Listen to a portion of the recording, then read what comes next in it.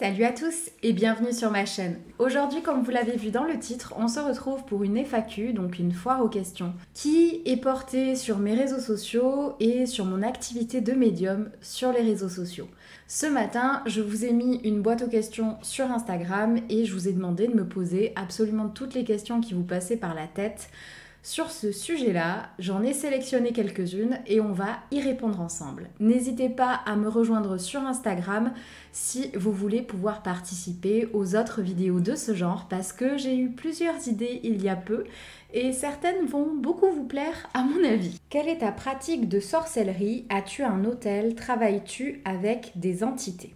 Donc, ça fait 3 questions en une, mais on va répondre à tout. Il ne faut pas confondre médiumnité et sorcellerie. Pour moi, à mon sens, et je pense que beaucoup ressentent la même chose, c'est pas du tout la même chose. C'est pas du tout les mêmes thèmes, même si ça peut se rejoindre, ça peut ne faire qu'un, mais on n'est pas obligé de pratiquer l'un pour pratiquer l'autre. Ça peut totalement être dissocié et ça doit l'être à mon sens quand on pose des questions comme ça, mais je vais quand même te répondre. Je ne pratique pas réellement la sorcellerie. Pendant un temps je l'ai fait, mais je n'y trouve pas mon compte. C'est quelque chose que je suis de loin. J'aime bien me tenir au courant des sabbats, savoir ce qu'il faut faire, etc.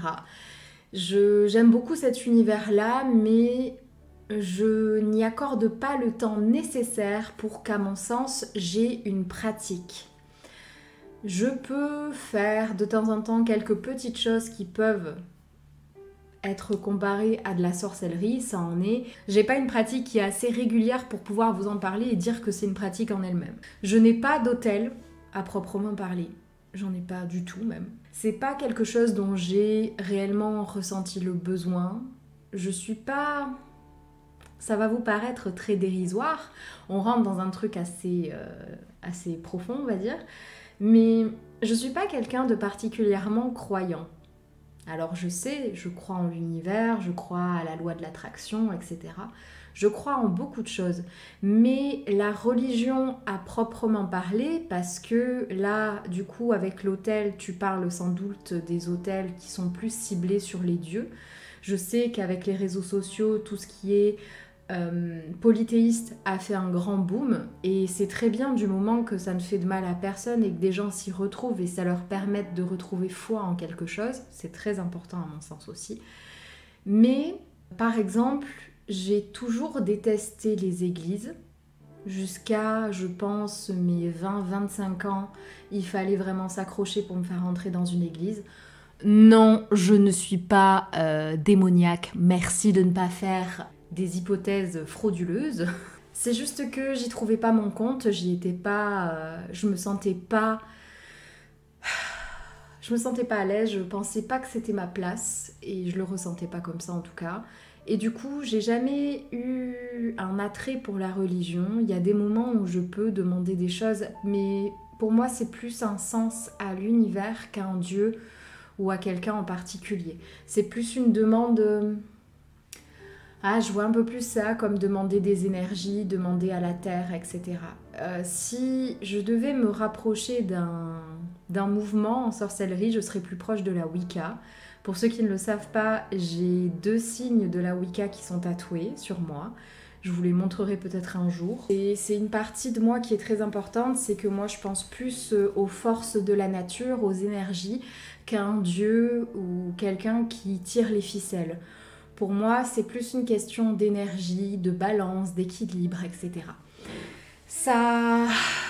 C'est un domaine qui est très compliqué, mais je te remercie d'avoir posé la question parce qu'il y a plein de personnes, à mon avis, qui ne savent pas ce que je pense de tout ça, donc c'était l'occasion de vous en parler. Et enfin, travailles-tu avec des entités? Je travaille avec des défunts. Pour moi, les entités, c'est vraiment un autre domaine. Ça peut être considéré comme synonyme pour certains, mais il faut bien faire la distinction entre les deux. Pour moi, les défunts sont les personnes qu'on a perdues, les entités sont des... Je sais même pas si on peut appeler ça des personnes, et j'ai pas envie de dire le mot chose parce que je trouve ça très... Je trouve que c'est malsain de dire chose pour quelque chose comme ça. Mais pour moi, ce sont des êtres, on va dire des êtres, très éloignés et en même temps très proches de nous, qui n'ont pas du tout les mêmes énergies. Ça va être des choses très puissantes d'un côté comme de l'autre. Je pense que c'est la définition la plus proche que ce que je pourrais donner de ce que je pense. Donc non, je ne travaille pas, je n'ai pas... je sais que certains se sentent attirés par des dieux, etc. Sauf que ça colle pas avec ma façon de penser. Je pourrais vous dire par contre que je me sens extrêmement proche des éléments, parce que ça fait partie de la Wicca aussi, et donc c'est les deux que j'ai de tatoués sur mes côtes, c'est la terre et l'eau, qui ont toujours eu une importance capitale pour moi. La terre m'a toujours rappelé ma maman qui adore les plantes, et l'eau m'a toujours rappelé mon papa qui adorait l'océan, qui adorait se baigner, qui m'a donné... cette passion pour le fait de nager, d'être sous l'eau, etc. Ma maman n'a pas réussi à me donner l'amour des plantes gelées, mais disons qu'il n'est pas réciproque, surtout ça. Mais voilà, je pense que ce qui se rapprocherait le plus de ce que je pense que tu voulais dire, c'est ça. C'est les éléments de l'eau et de la terre qui pour moi sont très importants et que j'appelle à l'aide quand je me sens mal. Voilà. On est parti très loin, hein. Bientôt on va faire des traités philosophiques sur la chaîne Léa Laïka, vous en faites pas. À quel âge as-tu compris que tu avais un don? Comment ça s'est manifesté? Ça, c'est quelque chose qui revient extrêmement souvent dans ma boîte aux questions. Et très régulièrement, quand je vous fais une boîte aux questions, d'ailleurs, comme ça sur Insta où je vous réponds en story, c'est quelque chose qui revient extrêmement souvent. Je vous invite à aller voir ma vidéo sur mon histoire avec le paranormal. Ça vous permettra de comprendre d'où vient mon don. Et qu'est-ce que je pense justement de ce mot don? Pour moi, les dons, ça n'existe pas parce que ça veut dire qu'au niveau des échelles, les gens qui ont des dons sont au-dessus des autres, sauf que personne, à mon sens, est au-dessus de personne et qu'on a tous des capacités qui sont différentes. Certains vont pouvoir y arriver facilement, d'autres vont devoir se battre. À chaque fois que j'en parle, je prends toujours la même analyse. C'est-à-dire que je parle de l'école parce que c'est le truc le plus basique que tout le monde a connu. Il y a des gens qui vont réussir à comprendre les mathématiques sans aucune aide et il y en a d'autres qui vont devoir bosser. Il y en a qui vont devoir bosser d'une façon en s'acharnant dessus pour réussir à avoir un peu la moyenne. Et il y en a d'autres qui, même en s'acharnant, n'arriveront pas. Voilà. Et pour moi, la médiumnité, la voyance, etc. D'ailleurs, ça fait partie d'une autre question qu'on aura après. Ce sont des capacités qu'il faut travailler. C'est tout. Ce sont des choses qu'il faut travailler. Donc pour moi, c'est pas une question de don parce que ça se travaille. Voilà. Comment je m'en suis rendu compte? Parce que je vais quand même te répondre, même si vous avez vraiment le truc où je vous donne tous les détails, c'est sur la vidéo mon histoire avec le paranormal qui normalement sera dans la même playlist que cette vidéo. Donc vous avez juste à regarder, il y a playlist spiritualité, vous cliquez dessus et vous aurez mon histoire avec le paranormal, sinon vous cherchez sur ma chaîne et vous allez trouver. En fait, ça a été mis bout à bout de plein de choses, c'est pour ça que je vous invite vraiment à regarder cette vidéo. C'est dans ma famille depuis des générations, ma mère tire les cartes, mes deux arrière-grand-mères, côté maternelle et paternelle, tiraient les cartes aussi. Il y avait des histoires de sorcières, de désenvoûtement, il y avait plein de choses dans la famille. Et c'est quelque chose qui m'a toujours beaucoup attirée, mais qui me faisait extrêmement peur. Et ce qui a, à mon sens, absolument tout déclenché, mais vraiment le dernier petit truc qui a déclenché, c'était le décès de mon père. Et ouais, je vous invite à aller voir cette vidéo parce que ça a vraiment été plein d'étapes différentes pour me rendre compte de ce que j'étais capable de faire. Beaucoup de travail aussi, beaucoup d'évolution en fait, tout simplement. Ça vient pas du jour au lendemain, ça m'est pas tombé comme une chape de plomb comme certains. Et c'était là depuis mon enfance, mais je cachais parce que j'avais peur. Ce que tu aimes le plus dans ta pratique. Qu'est-ce que j'aime le plus dans ma pratique? C'est quand je me laisse vraiment porter. En fait, si vous voulez, il y a à partir d'un certain laps de temps, quand ça fait plus de 30 minutes que je tire les cartes et que je reste extrêmement concentrée, j'arrive au moment où je n'ai plus besoin de support. Les supports, c'est vraiment fait pour se rassurer, pour se dire que c'est plus simple, c'est un support. C'est pour être supporté, c'est une béquille. C'est compliqué de s'en passer, c'est compliqué. Mais une fois que moi, je vois un peu ça comme un échauffement, une fois que je suis assez chaude, comme si vous laissiez tourner, je sais pas, une voiture avant de rouler le matin, Ben voilà, moi Léa, elle a besoin de 20-30 minutes pour réussir à même plus avoir besoin des cartes. Et c'est là où tout me vient, où je me sens connectée, où j'ai plus le moindre doute sur ce que je fais, j'ai plus le moindre doute sur ma place. Et c'est ce moment-là que j'adore parce que je me sens réellement connectée à ce qu'on appelle, en tout cas ce que ma maman appelle la source et que j'appelle aussi comme ça du coup.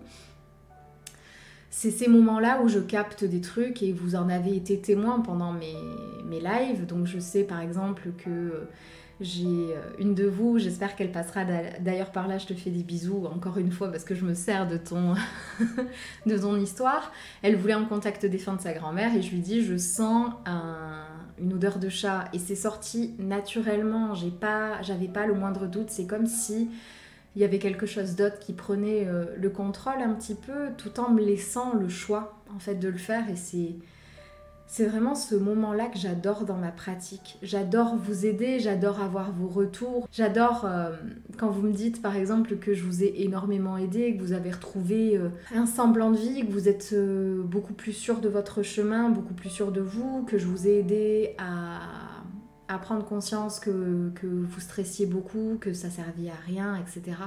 Tout ça, c'est génial dans ma pratique, avoir des retours où vous me dites que ça arrive, qu'en effet, il n'y a pas le moindre doute, qu'il y a quelque chose chez moi qui fonctionne. Mais vraiment, ce moment où je suis connectée et où j'ai plus le moindre doute, où mon cerveau est sur pause, mais je dirais presque que c'est limite comme une drogue, c'est addictif. Une fois que vous avez connu ça, vous avez envie d'y retourner. C'est pour ça que je médite autant, c'est pour ça que je fais du yoga, c'est pour ça que je tire autant les cartes aussi. Parce que ce moment-là, en fait, quand vous avez un cerveau comme le mien qui est toujours continuellement en surproductivité, ben ça fait un bien fou. Sais-tu qui sont tes anges et guides qui te guident dans ta pratique? Alors mon ange gardien, je sais qui c'est, j'ai fait mes recherches, j'ai pu l'apercevoir plusieurs fois en méditation très profonde et j'y arrive pas à tous les coups. C'est très compliqué et je ne vous dirai pas qui c'est tout simplement parce que pour moi c'est trop personnel. Mais je sais qui c'est et à côté de ça, je sais qui sont mes protecteurs. Il faut bien comprendre une chose, c'est qu'on a tous un ange gardien et qu'on a tous plusieurs protecteurs. Ils sont extrêmement nombreux. Ça peut être des gens que vous avez connus dans cette vie, comme dans des vies précédentes, comme des gens qui ont décidé de vous suivre, etc. Je sais, ce que je peux vous dire, c'est que je sais que j'ai ma grand-mère paternelle qui est avec moi constamment. D'ailleurs, j'ai bien la sensation qu'elle est en train de partir au fur et à mesure parce que les protecteurs peuvent décider de faire seulement un laps de temps. Et j'ai mon papa qui, lui, je sais, restera jusqu'à que moi je parte aussi. Parce que je pense que je vous en ai déjà parlé, les rôles des protecteurs, ils sont là donc pour vous protéger, pour vous guider, pour vous apporter de la force. Et il y a cette sensation de vraiment, c'est une preuve d'amour ou une preuve, comment vous expliquer ça sans heurter personne? C'est un petit peu comme si il faisait un effort en fait. Soit parce qu'il vous aime profondément, ma grand-mère c'était dans ce sens-là, c'était pour continuer à veiller sur moi, ça pouvait pas être indéfiniment, elle pouvait pas le faire tout le long de ma vie parce qu'il y a d'autres choses qui l'attendent, je le sais. Et je sais que ça paraît fou dit comme ça parce que franchement il y a 10 ans je serais tombée sur une vidéo comme la mienne, j'aurais été là mais c'est qui encore cet allumé du bocal quoi. Mais ouais mais comme quoi tout arrive. Je sais qu'il y a d'autres choses qui l'attendent donc je sais qu'elle est toujours auprès de moi, mais plus autant qu'avant, comme si elle avait pris un peu de distance parce qu'il y a d'autres choses à faire pour elle. Et mon papa est là pour se racheter par rapport à des choses qu'il a fait dans sa vie. Et vu que ça m'a beaucoup impacté, il se rachète de cette manière. C'est pas moi qui l'ai décidé, je pense qu'une partie de lui l'a décidé aussi et je pense que l'univers l'a un peu poussé. Parce que justement, ça permet de rééquilibrer et de ne pas avoir à rééquilibrer dans d'autres vies. Ça permet de contrebalancer un petit peu la balance, si je puis dire. Je ne sais pas si c'est très clair ce que je raconte. Donc vraiment, si vous avez besoin de plus d'explications, que je revienne sur certaines choses, n'hésitez pas à me le dire en commentaire. Je vous répondrai comme toujours avec plaisir. Mais voilà, je sais qui est mon ange gardien et je sais deux de mes protecteurs dont je suis persuadée à 1000%. Alors ensuite, j'ai eu « Coucou Léa, je voulais savoir comment ça fonctionne les 3 questions juste par message. » Ça n'a presque rien à voir avec ce que je vous avais demandé, mais je me disais, j'ai répondu à cette personne en MP parce que cette vidéo va sortir bien après je crois que j'en suis à 7 semaines maintenant. J'arrive à prendre de l'avance, je suis contente. Mais je trouvais intéressant de vous en parler de vive voix si jamais certains ne l'avaient pas compris. Sur Instagram, je propose de répondre à 3 questions gratuites par jour de tirage et par personne. Ça se passe donc en MP, ces questions doivent vous concerner en premier lieu et être fermées. Donc c'est des questions par lesquelles je puisse répondre par oui ou non. Ça se passe en MP et comme je vous l'ai dit, il y a des jours de tirage. Que comme toute personne normalement constituée, j'ai des jours de repos parce que évidemment ça demande de l'énergie et même si j'adore ça, il faut que j'apprenne à couper un petit peu à certains moments. Vous avez les jours de tirage sur mon planning et mon planning est publié absolument chaque jour en story sur Instagram. Voilà, donc n'hésitez pas au besoin, regardez d'abord s'il vous plaît mon planning en story et n'hésitez pas à venir me poser vos questions. Vous pouvez me poser les 3 d'un coup, une après l'autre, comme vous voulez, mais sachez que vous aurez plus de réponses si vous prenez l'habitude de me poser les 3 tout de suite en même temps, après avoir vérifié bien entendu que nous sommes sur un jour de tirage. J'en profite du coup pour vous raconter un petit peu tout ce que je propose. Donc vous avez au minimum sur YouTube un tirage de cartes toutes les 2 semaines.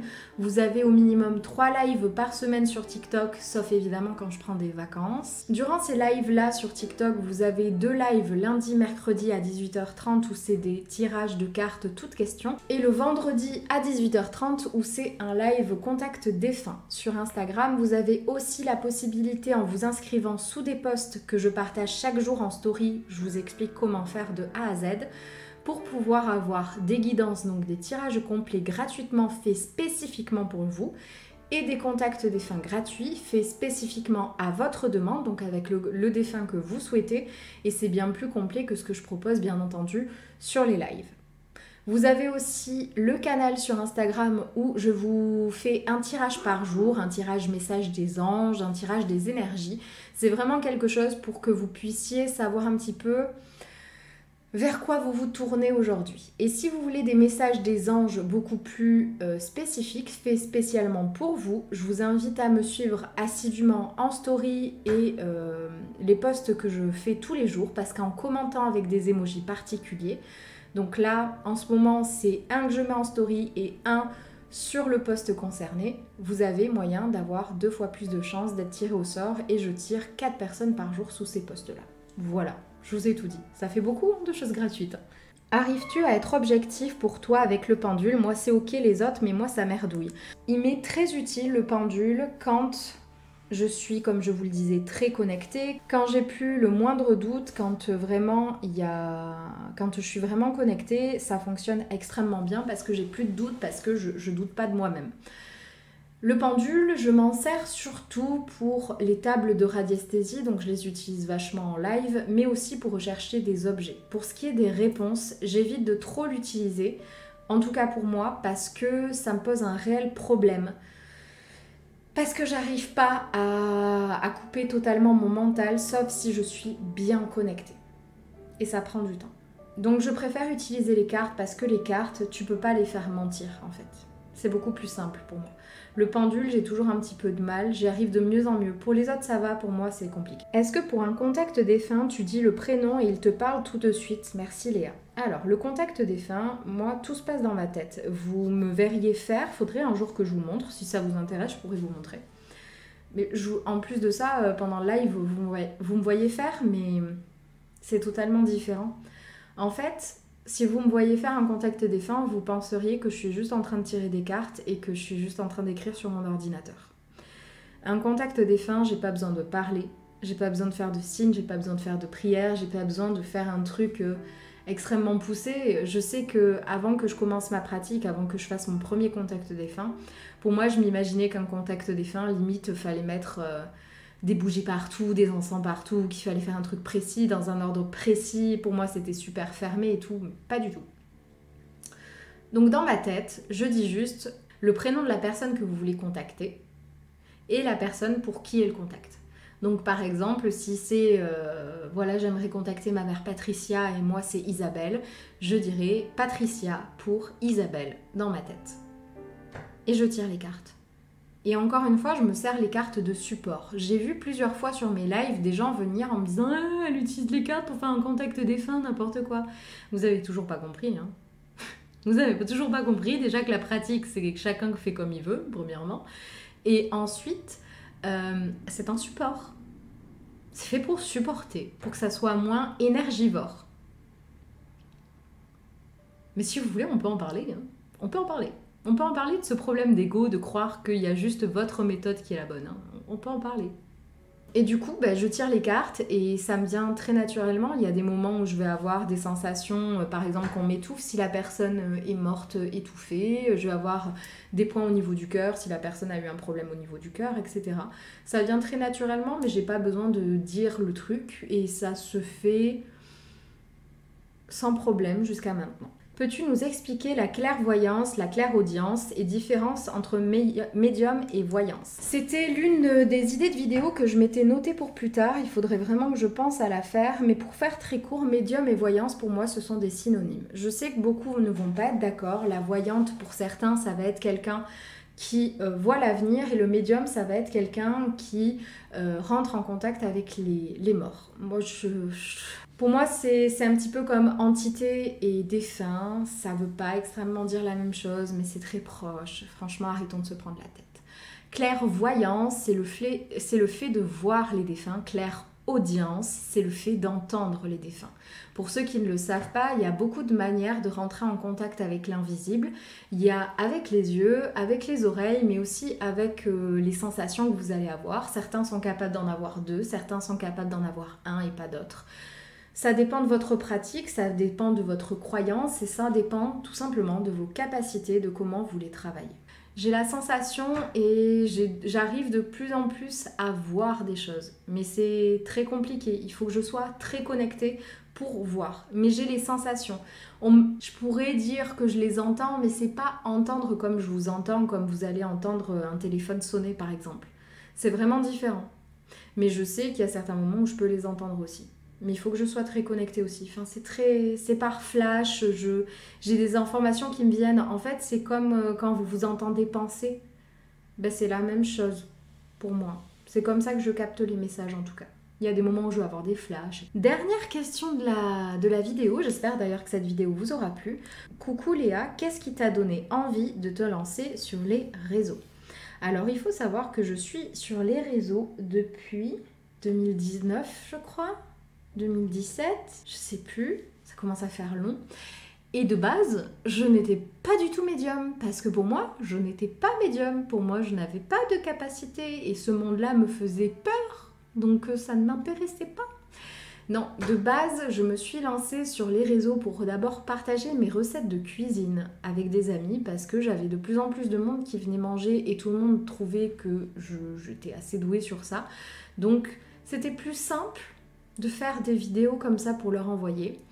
Et ensuite, c'était parce que j'avais besoin d'une occupation, j'avais besoin d'une passion, de quelque chose qui m'occupe, étant donné que mon chéri était, à ce moment-là, il est d'ailleurs toujours, il était son propre patron. Et à ce moment-là, il tentait de monter différentes structures et ça lui demandait énormément de temps, ce qui veut dire que je passais énormément de temps seule si je n'étais pas avec lui. Et bon, être dans un garage H24, ça va 3 minutes l'histoire, quoi. Donc j'avais besoin de quelque chose pour m'occuper et je voyais les autres youtubeuses, je voyais Marie, Enjoy Phoenix, je voyais Salanas, bref, je voyais tout ce monde-là qui avait dans ces époques-ci. Et je me disais, mais pourquoi pas moi? Moi aussi, j'ai des choses à apporter. Je pensais à la cuisine, je pensais à ma façon, déjà ma manière de penser qui n'était pas raccord par rapport aux autres. Et j'avais envie de trouver des gens qui avaient les mêmes passions que moi, tout simplement. C'était vraiment une envie de partage, je dirais. Le chemin a été long pour arriver où il a fallu que j'arrive, mais je changerai rien, je pense. Non. Voilà les amis, j'espère que cette vidéo vous aura plu. N'hésitez pas si vous avez d'autres questions, s'il y a des choses que vous voulez que je vous explique un petit peu plus en commentaire. Les commentaires sont là pour ça. Si vous avez apprécié cette vidéo, n'oubliez pas de l'aimer, n'oubliez pas de me rejoindre sur mes autres réseaux, de vous abonner à ma chaîne.